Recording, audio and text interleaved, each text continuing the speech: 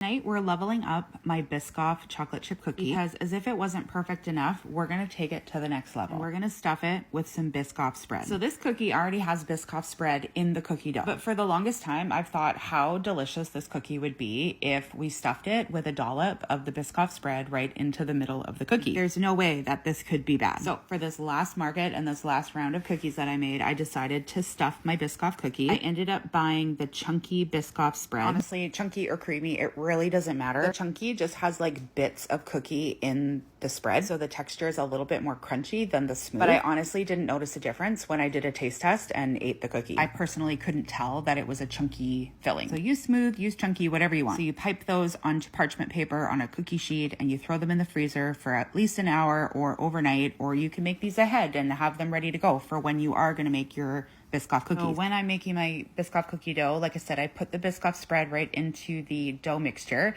and then I also break up bits of Biscoff cookies to put in the cookie dough. I just use my hands to break them up. They're very delicate. They break very easily. And contrary to other opinions, I like to use semi-sweet chocolate chips in my Biscoff cookies. I've seen other variations of a cookie like this, but with white chocolate chips, and I'm just not as big of a fan. There's something about the semi-sweet chocolate with the flavors from the Biscoff cookies that is just so good. Okay, time to get rolling. So we grab a chunk of the cookie dough. We're gonna weigh it out to 3.5 ounces. Anybody notice that I got it on the first try there? Flatten it out in our hand, and we place a dollop of the frozen Biscoff spread, and we roll the dough back over top of the spread and make sure that it's sealed up tight. And you do that 500 more times until all of that cookie dough is done. Then we place those cookie dough balls in the fridge for at least 24 hours, but longer is even better.